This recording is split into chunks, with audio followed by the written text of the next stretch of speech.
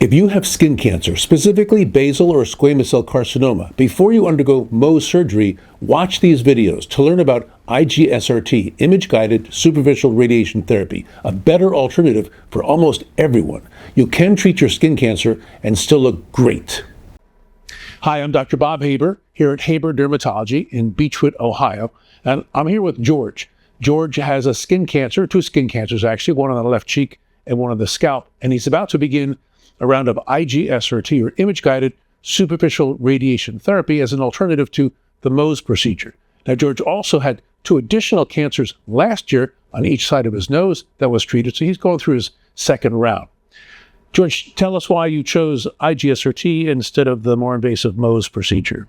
At my age, I feel anytime I don't have to have anesthesia to be put under to have surgery, that it's much safer for people in my age. Got it. And the Mohs procedure typically is a big hole, then has to be closed. And the IG-SRT has the highest cure rate for skin cancer and the best cosmetic outcome. Those are both very, very important. For the IG-SRT process, there's 22 visits. That's the downside.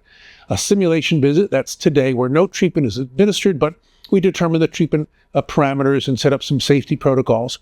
Then there's 20 treatment visits. Each are fairly short. I see the patient several times during that process, and then a 6-week follow-up visit. The whole treatment program takes about 5 to 6 weeks, and then a 6-week follow-up visit. During that period of time, we also use ultrasound. That's the image-guided part of the process to see the extent and the improvement of the skin cancer, and it's the image guidance that really gives us that high cure rate. So let's get started. And we appreciate George allowing us to follow through the entire treatment program. Sir. So now what I'm doing is I'm outlining the actual visible part of the skin cancer. And then due to the type of skin cancer, I'm adding, in this case, about a half a centimeter of an additional treatment zone. That way we catch any parts of the cancer that we can't see. Now, the radiation therapist, once she performs the ultrasound, might need to adjust that even further, depending on if we see additional cancer in terms of that shadow.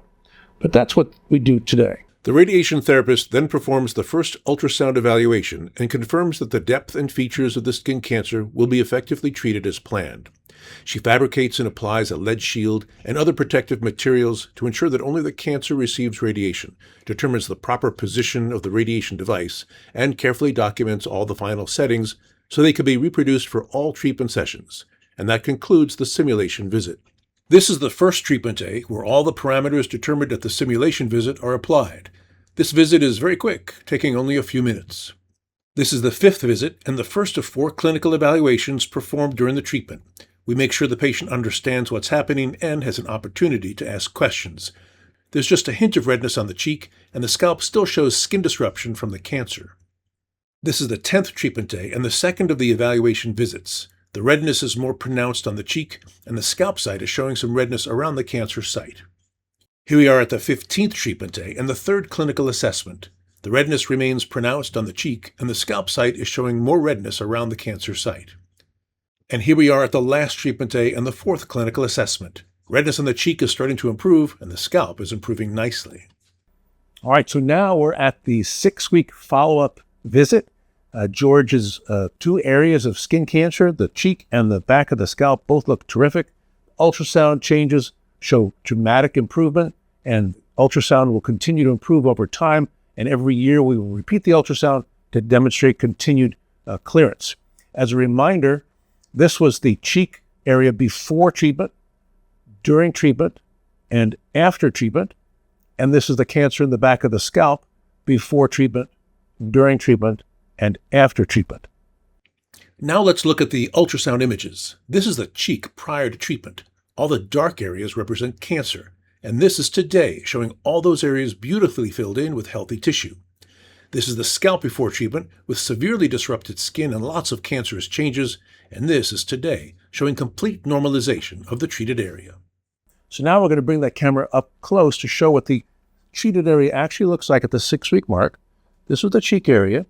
Now the hair is gone, but the skin looks absolutely beautiful. It's soft, no residual redness or color change. This is a terrific, terrific result. Now we'll take a look at the back of the scalp. And again here, the only evidence is the initial biopsy The scalp itself is not been discolored. The skin is soft and looks absolutely terrific. Now that George is cancer-free, thanks to Gentle Cure and IG-SRT, he gets to ring the gong. Go ahead. Well done. George, are you happy that you chose IG-SRT over the Mohs procedure? I'm very pleased with it. Good. And I think, are you happy with the way the skin looks? Yep. Even though I can't see my scalp, but I can see the cheek. It's very nice. I think it looks terrific. We partner with Gentle Cure to offer these treatments, and the results here are typical and excellent. So if you have a basal or a squamous cell carcinoma before you undergo a Mohs procedure, consider IG-SRT. Call the number on your screen in the Cleveland area or search for IG-SRT for a location close to you. You can treat your skin cancer and still look great.